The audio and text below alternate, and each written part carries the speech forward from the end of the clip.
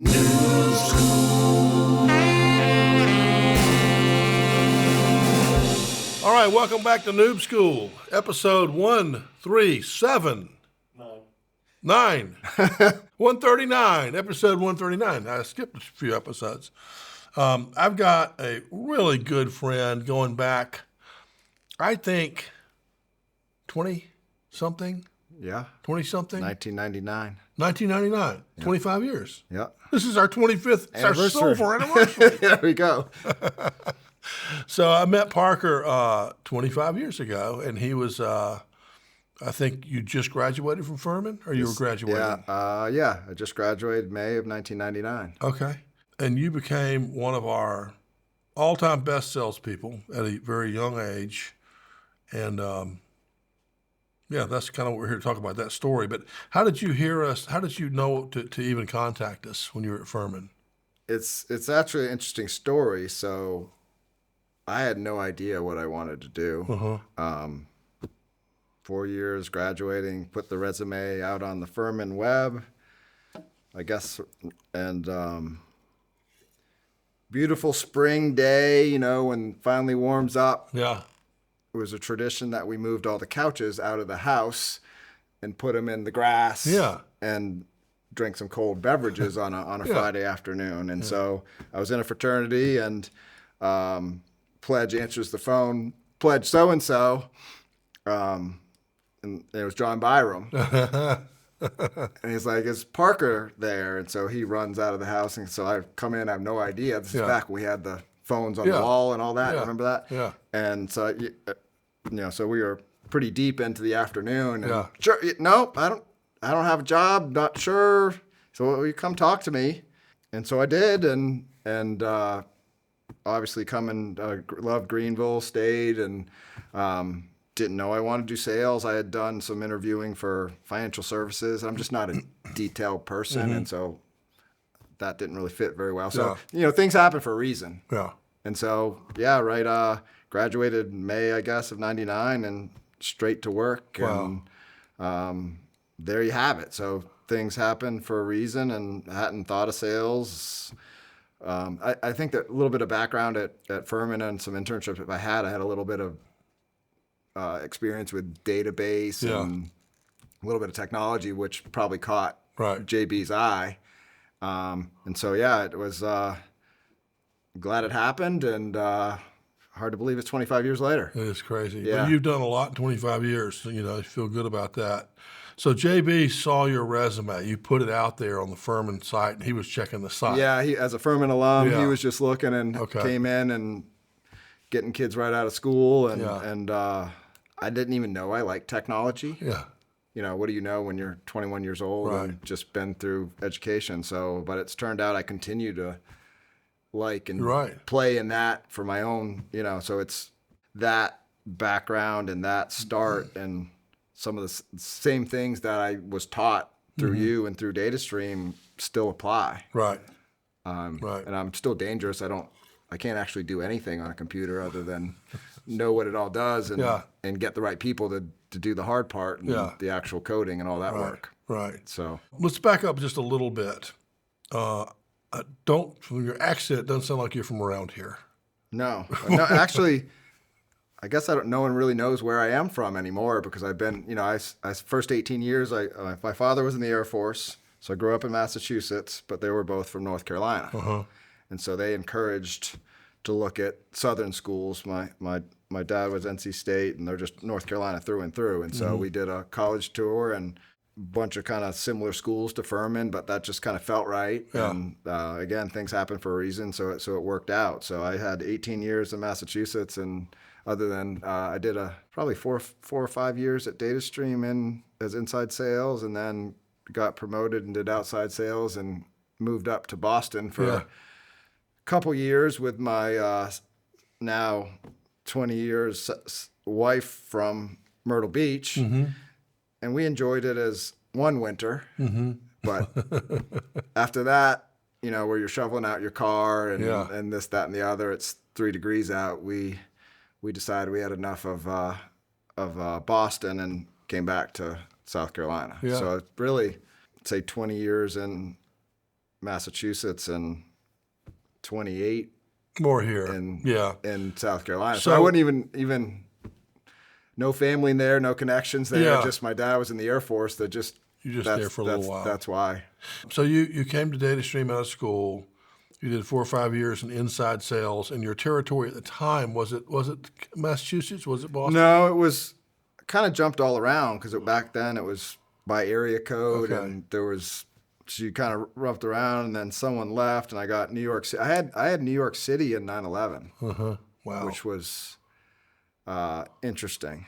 So difficult, and customers that were affected in the middle of that, like the fire department in New York and others, all those buildings. Didn't we go up there together to see I remember I met the fire chief up there one time. Yeah, Maybe you just sent me up there. Yeah, I don't think I was with you. I'm separate, but they were a good customer. No. But just that whole kind of an awkward to be in sales, and I can't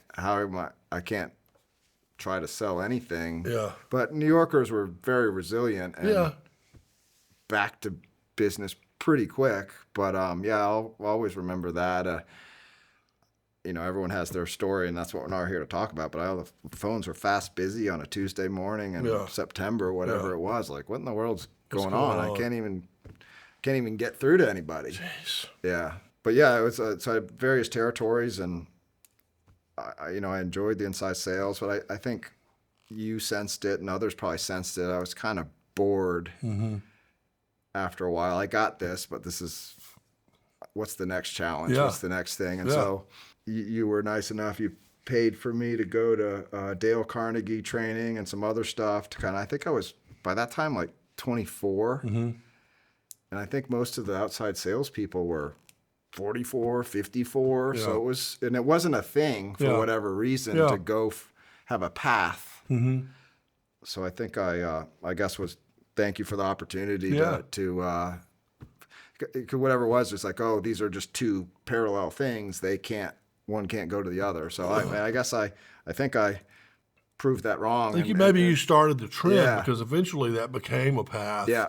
But with you, since you were so much younger, I think we gave you that extra training just to kind of catch you up on that kind of stuff. But we knew your work ethic and your ability to understand more complex things is what allowed you to sell bigger. Yeah, and I think what I was this was the relationship that I could establish with prospective customers, because I had that inside sales and that phone rapport from years of doing that. So like being together in person, like this part's, but I didn't have that presentation, PowerPoints, public speaking thing, and so I try to set myself up to not play to your strengths, right? And inevitably when, got more comfortable with that, just like anything, you grow and learn, and with experience, you get better at it. So when you went outside, you and Meredith moved up to Boston, I suppose. Boston? Yep. Yeah. Yep. What was that like?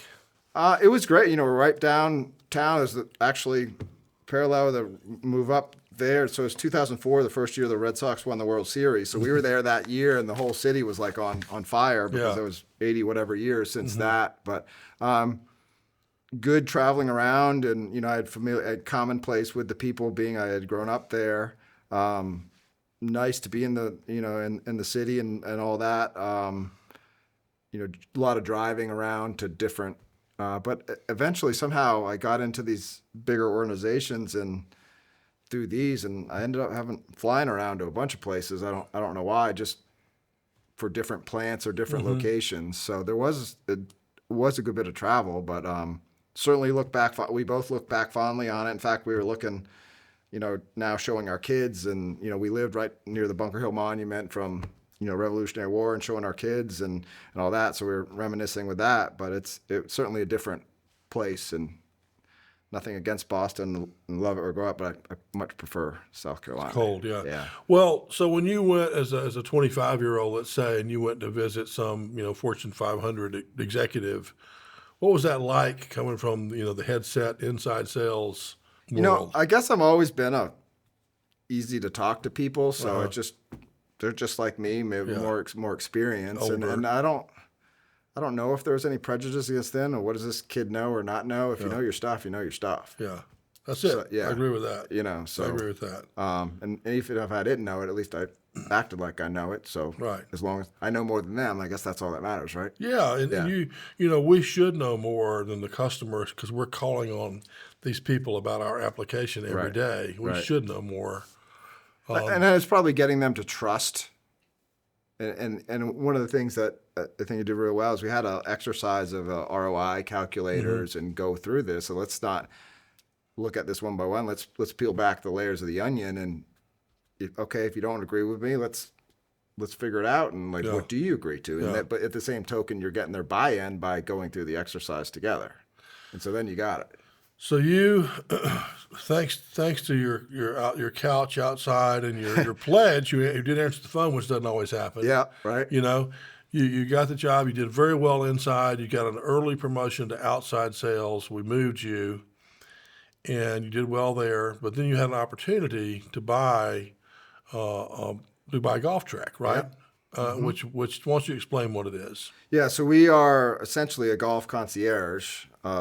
Coordination of adult men spring break, putting together rounds of golf, lodging, and everything that goes into a package. And so it was, but really that technology and that background is golf still in the Stone Ages technology-wise. My understanding of what technology could do enabled me to see what it could be and not what it was currently. So we're talking about a system that was folders and highlighters and red pens and purple pens, and I couldn't wrap my mind around that. Yeah. But and I didn't grow up playing a ton of golf, and I just wanted to be, part of that was I was on the road a lot, and then married and the draw not to be on the road, and in particularly in South Carolina on the coast is all tourism based. There's not a lot of industry and whatnot. So it was an opportunity, and it was I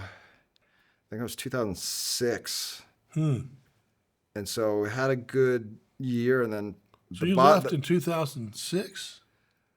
I think so. Huh. So 1999 to 2000, so 7 years. Yeah. That makes sense. Yeah, that makes sense because we sold the business in 2000. Well, and that's part of it. I kind of knew that was happening. Nobody knew. Yeah, yeah. And I remember I called you, and I was living in Mount Pleasant because when we moved back, somehow I convinced you. I did a good sales job on you to say I'm moving back, but not to Greenville, but to Mount Pleasant. And so we lived at Mount Pleasant, and I had I think territory all over or whatnot. But I called you and I said, John, I need to come see you. And you're kind of like, okay. Oh, no. I kind of know you've probably gotten that call before. I can hear your knowing voice. I'm 3.5 hours down the road or whatever. And so I drove from Mount Pleasant to here, chatted with you. You were super gracious. You knew it was happening. But I think one of the most salient moment on kind of encouraging me to, or my thought, I never thought I had my own business. I didn't know anything about anything graduating so I started June 99, and I think that was that was iProcure and there's cars parked up all in the grass and crazy, and then the real world hit and the .com became the .bomb. And I remember like Friday of 4th of July weekend, probably one of the most thing you remember probably most vividly about that. I think half the company had to it was awful. Yeah. And I was and I had done well at sales, and so there were boxes, and that was tough, but you got to run a business, so those left have a job. So it was just the run up. So many tech companies were like that then, but that was like, man, maybe I'd like to do my own thing. And I grew up doing my own thing my parents were very supportive of even DataStream was the only job I had. Oh, okay. Had one growing job. up, I started my own lawn mowing business, and I pushed the lawnmower around the neighborhood. You've had one job basically. Yeah, I've had one job. Yeah. Which is probably unique, and so I had that, and my folks were supportive of, hey, yeah, we'll enable you to do all this, and so it was in making that decision, just like most people starting business, what do? You take a second mortgage on your house and get about 10 credit cards and run those up and start your own business. Yeah. So, and then so 2006 to, I guess it was 2008 when the economy really changed. Yeah. But that was that was a wake up call. I mean, I guess getting old, 25 years, those these black swan events. Yeah.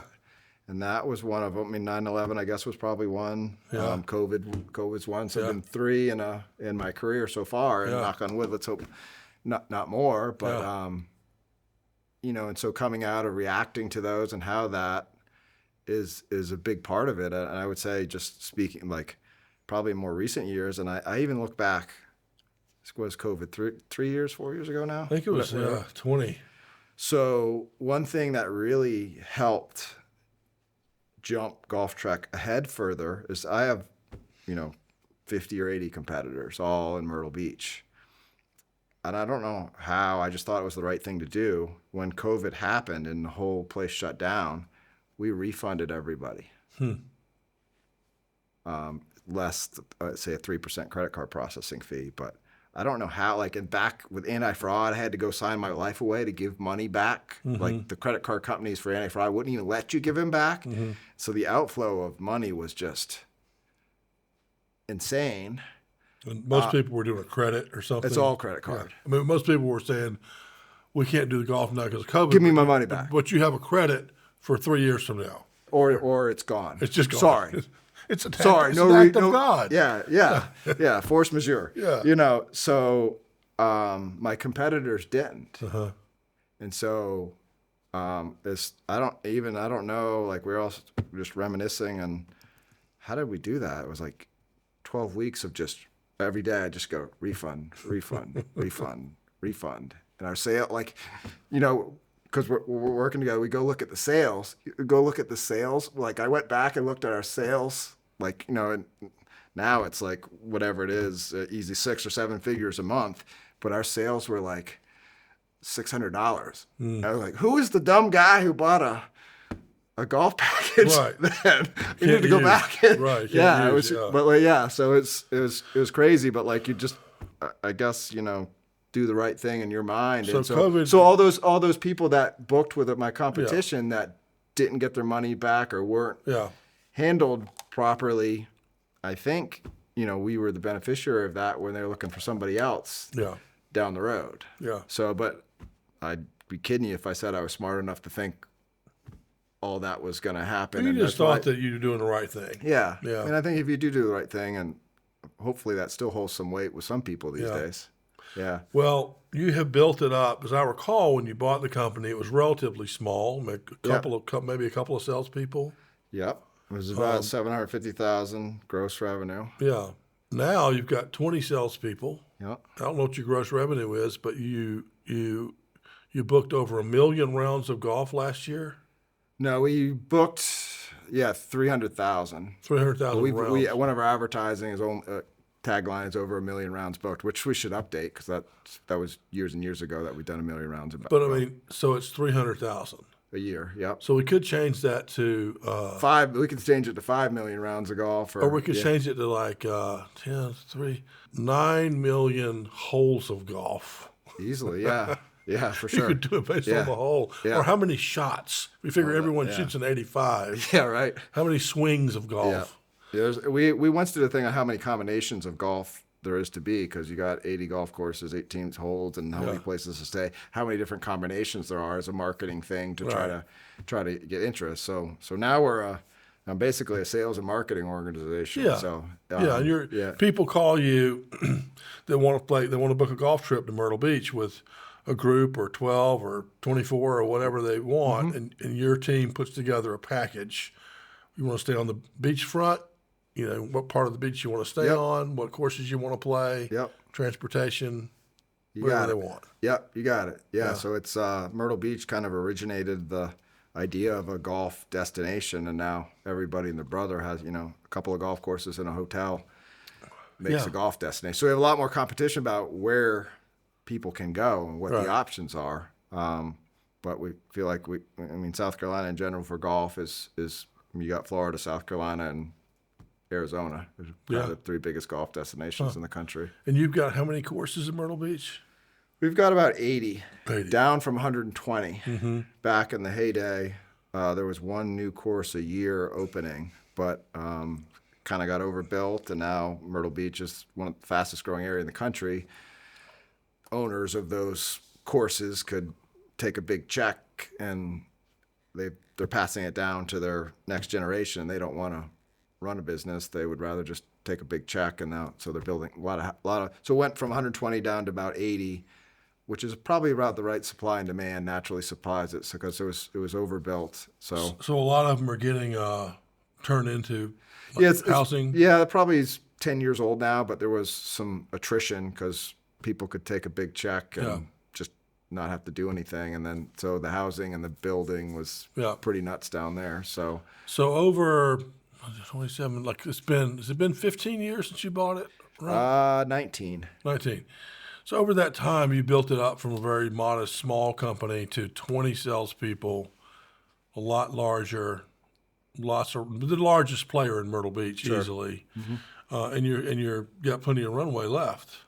We do, More people. Yeah, so we do about 40% of the golf there. So that means 60% is done by somebody else. Okay. So I feel like we can, and I'd always thought, I'll get Myrtle Beach, and then I can go do other destinations. Right. But our growth rate has been happy with it, not sufficient to try to go figure another destination out. I thought at some point we'd be saturated, but and really the technology that we use makes us super efficient, so that we can do it better, faster, cheaper than the next guy. So that's enabled us to scale. Right. I mean, it sounds like your sales team is doing real well. We got a good sales trainer lately. Yeah, thank you. I've been lucky enough to look in there and see what's going on. But what do you think that the biggest opportunities are for the sales team to improve on for next year? Being the guy. I think everything can be commoditized, but differentiating ourselves based on that rapport, the knowledge, the customer service, doing what no one else is doing. Right. The little things and responsiveness, but generally when all else is equal, people buy from people they like. Right. All our team is all in Myrtle Beach. They're all into it. They're golf aficionados, so they're living it. And so you're and I have to remind them, and I say it a lot of times, we're talking about golf here. We're not talking about selling medical, nothing against that, all that stuff, but this is fun. Right. So it's you good. Should sound it should fun. Be, you should be excited.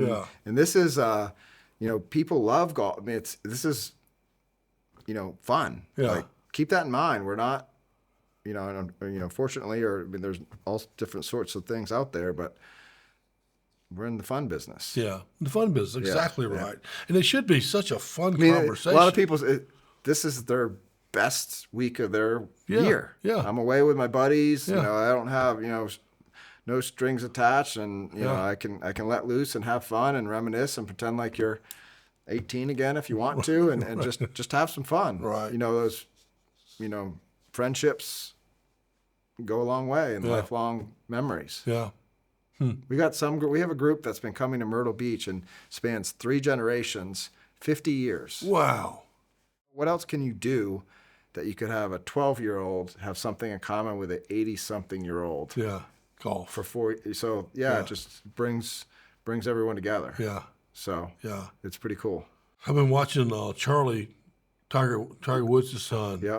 He looks tough. Yeah.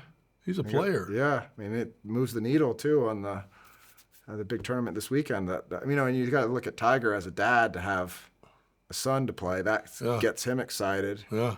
So for someone like that to get him. So what is this, a father-son tournament this weekend? This weekend in Orlando, and Tiger's hardly played anything, but he's like, I'm playing with that because his son. And I would imagine it's pretty hard shoes for Charlie to fill, the best golfer of all time. But to have that drive and passion, it seems. Yeah.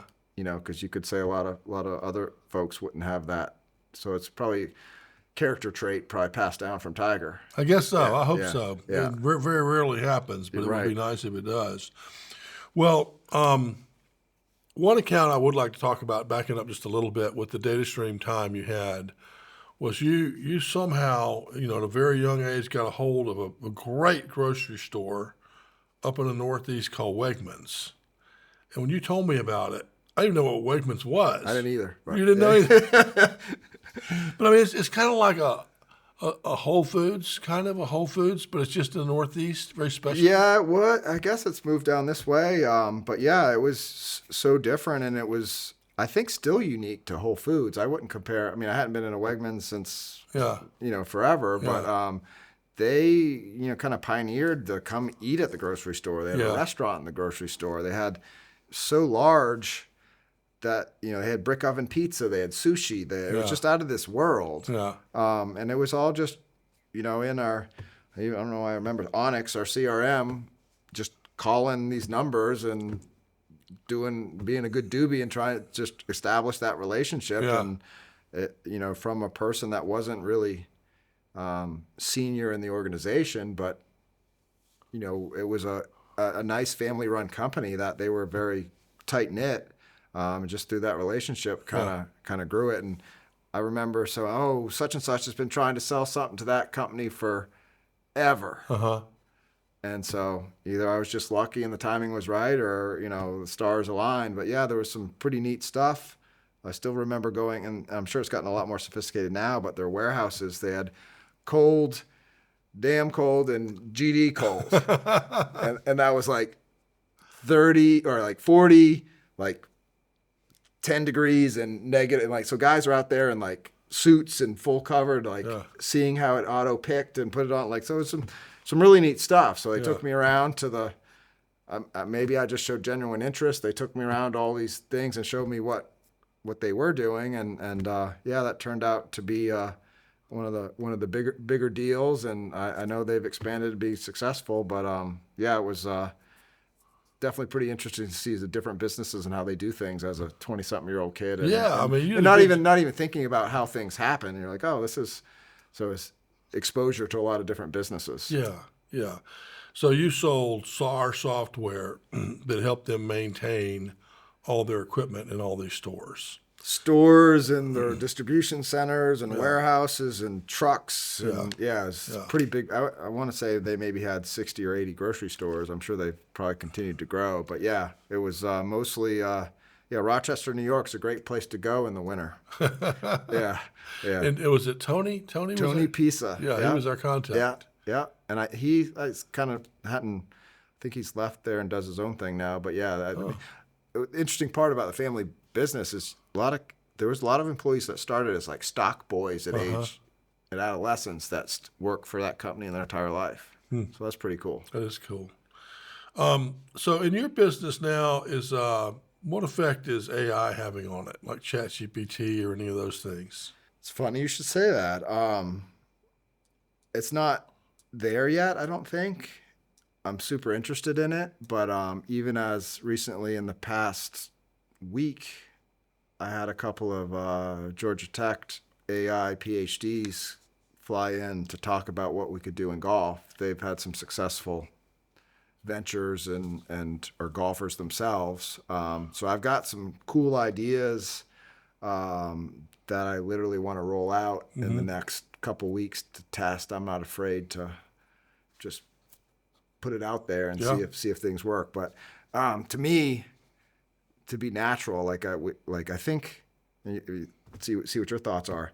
We all text, so I've got it set up where you can text for a tee time.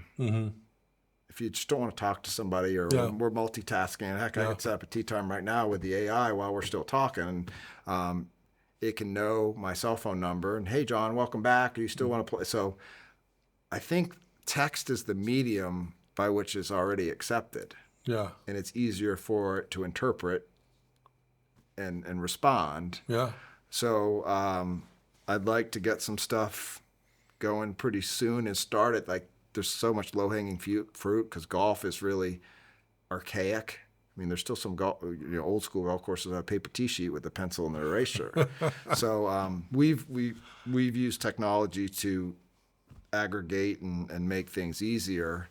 And I think it may work out to golf's advantage because they're so archaic to embrace AI and skip generations of what others have done. Yeah. one of the things we did during COVID is I have developers and a staff. And I'd recently taken the family to Disney World, and we had to, with 2 girls, we had to go meet the princess. And so the app told us it's 15 minutes and go this way and that way. And the app, so COVID hit later. And so I just said, all right, developer, we're doing an app. Mm-hmm. And so we took from, I remember it was March 17th, St. Patrick's Day, we all shut down because I opened a restaurant on March 15th, which was great. If you open a restaurant 2 days before and you go to takeout only on day 2, yeah. So I'm good with restaurants, so proved the concept. But yeah, so March 17th, shut down, and we had development staff. So we worked hard on an app, and by, I think it was July or August, we had an app out. I have a Myrtle Beach golf app. So now we got 65,000 people on it. Where you can book tee times and trips, and it's our delivery mechanism for the trips. So I guess I'd say that's successful, and it's a customer service mechanism. So instead of getting emails, and I'm sure you get as many emails as I do, and I just can't keep up with it all. But here's my trip, and so that's worked really well and shifted to get us on people's phone. And so I think AI is the next step. Well, we don't even need that. Yeah. So it'll be fun to see how it all interacts. And I know everyone says everything's AI, and that's the buzzword. But I don't know. Do you know of any examples where it's successful and proven in business? Yeah, I do. I mean, certainly for people who need to write speeches or write articles or books, or really helps get that first draft out there quickly. And then for chatbots for customer service, works great. Yeah. And I think for booking something smaller, not really what your sales guys are doing, but I want to do a short weekend with 4 people, and then with the option to kick out to a real person, I think those things work. Yeah. Well, we've used it for a couple of years now for like all our content marketing, content writing. It can, what I call hallucinate, and lose its mind, and you just got to have humans verify the accuracy. Right. But a marketing writer, that job's gone. Yeah, which is, I guess, your business has got to be efficient, better, faster. So used it in that respect, and I could see a chat bot, and I'd like to, so the first test would be for more finite people. Hey, I want to play golf this Friday, very transactional, which is what we're trying to opposite of doing and selling golf packages to be, a relationship driven, experiential driven sale. But there is still some of that transactional stuff that I think we could get a short win, and maybe if you're playing with a lead with that, then we can do more other stuff. I see how it could potentially is. I think it's the consumer acceptance. Are you okay communicating? Are you accepting that I'm not trying to be a person? I'm not trying to fake you out.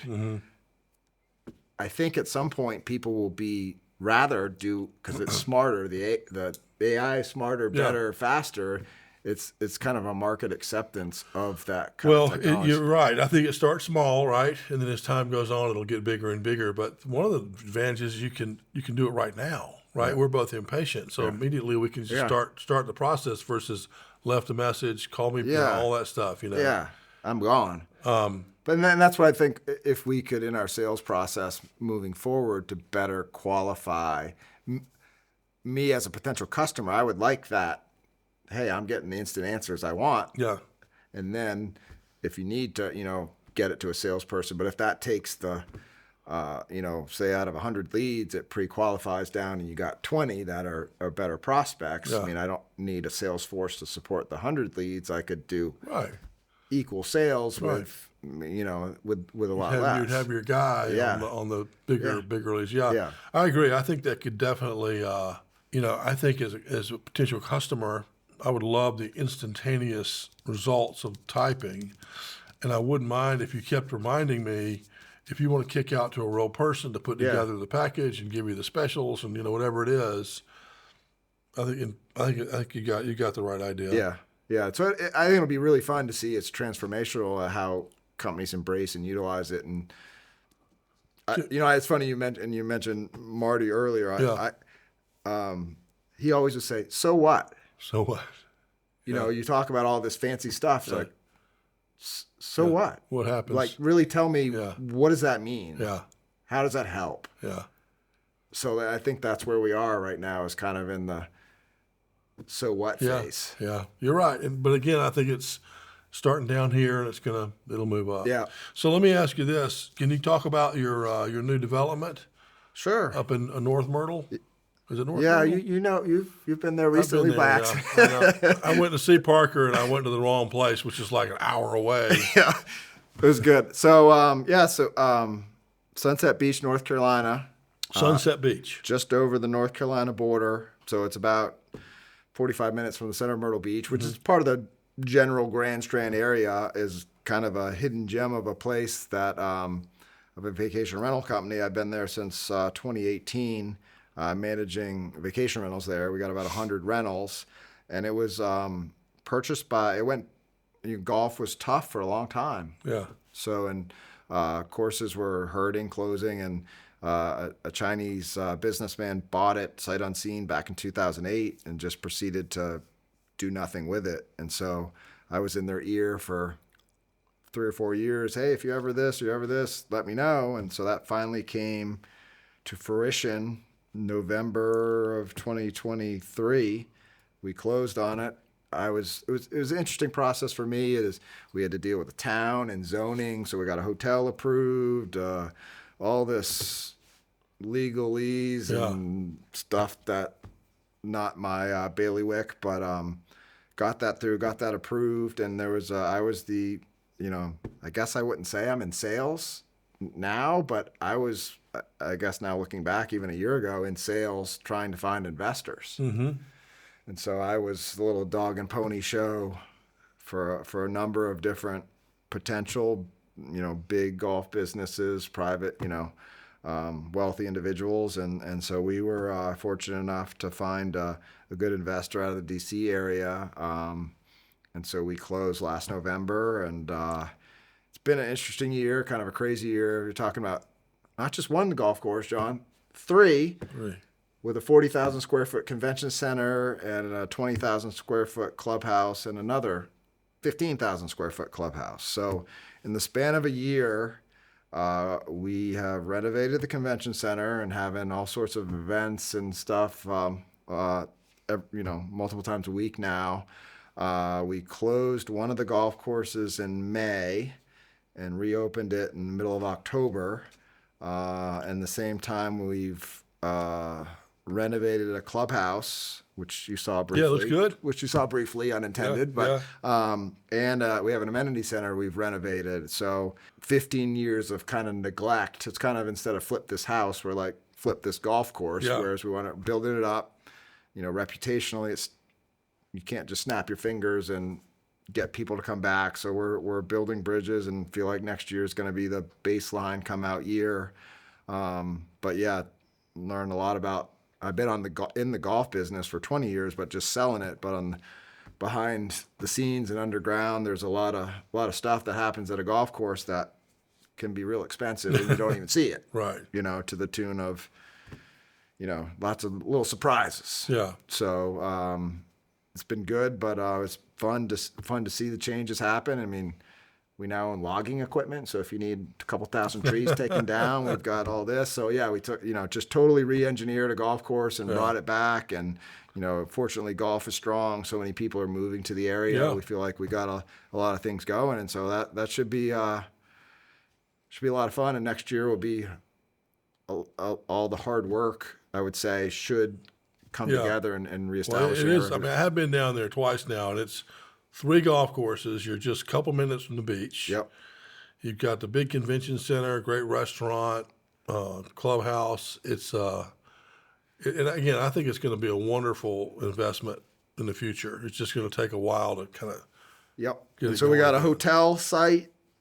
So if anybody's interested in building a hotel, let me know. We hadn't gotten to that yet, but we got a 150-room hotel approved, and there's enough room for 450 additional vacation rentals on a few tracts of land. So, I mean, really, a lot of people are moving to the coast. Yeah. And really, COVID pushed people out of the big cities and found out that, hey, if I can work remotely, so the population's really growing, and it's a good place to be on the coast of North Carolina or South Carolina. I think you're going to crush it there. Yeah. Well, let me ask you a couple of quick hitters, and then we can get close to the finish here.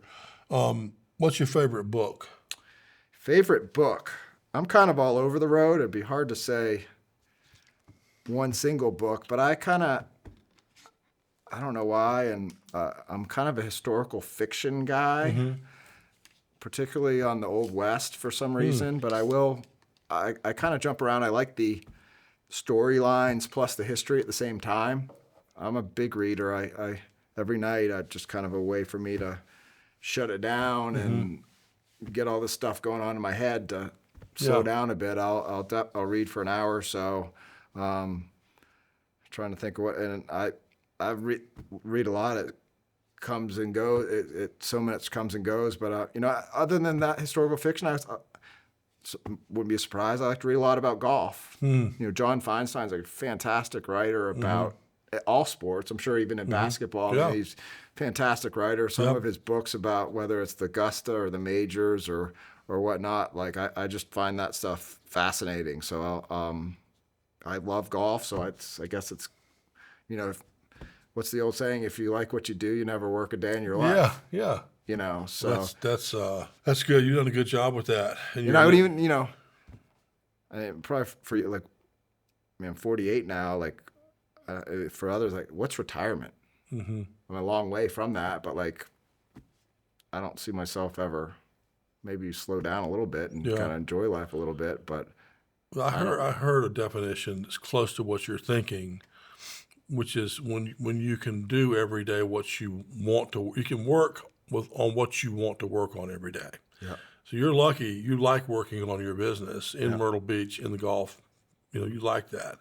But some people might say, I've done well enough at this thing I don't like that now I can be a woodworker. Yeah. And work on the woodworking because I like that, or teach kids or whatever it is. Yeah. So it's what I try to teach people in my book, the young people, is try to find something, an ecosystem that you like, and get in that ecosystem somehow.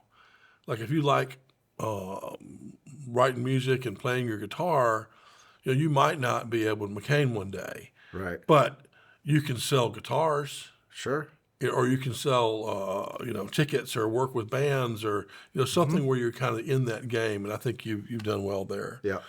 What about favorite band? I guess I'm probably, my wife and I, Zach Brown, kind of that country rock kind of genre. Yeah. Okay. I like me some South Carolina, Darius Rucker and Hootie. Yeah. You probably know those guys.